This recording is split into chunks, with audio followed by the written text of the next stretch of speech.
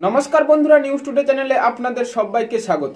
আজকের কথা বলবো কেকেআর এর সম্বন্ধে। কেকেআর যে আইপিএল 2026-এ সেই তাদের ক্যাপ্টেন্সি কে করবে এবং উইকেট কিপিং এই নিয়ে বড় সমস্যা রয়েছে।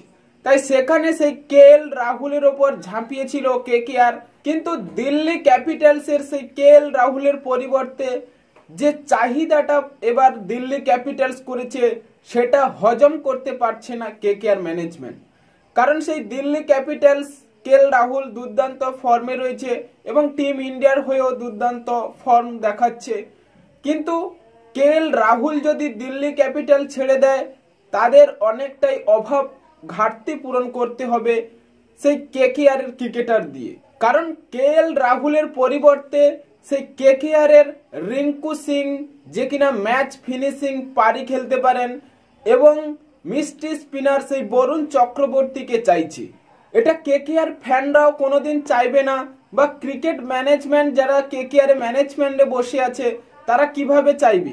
কারণ সেই রিঙ্কু সিং, যে কিনা কেকেআর এর হয়ে ম্যাচ উইনিং পারি খেলতে পারেন, এবং বরুণ চক্রবর্তী এই কেকেআর এর মিস্ট্রি স্পিনার, তিনি যে টিম ইন্ডিয়ার হয়ে খেলছে এবং অস্ট্রেলিয়ার মাটিতে তার যে পারফরমেন্স, তিনি টি-20 ম্যাচে হোক ওয়ানডে ম্যাচে প্রত্যেক ম্যাচে একটি দুটি করে উইকেট রয়েছে। তাই কিভাবে সেই কেকেআর ম্যানেজমেন্ট বরুণ চক্রবর্তী ও রিঙ্কু সিংকে পরিবর্তে কেএল রাহুলকে আনবে?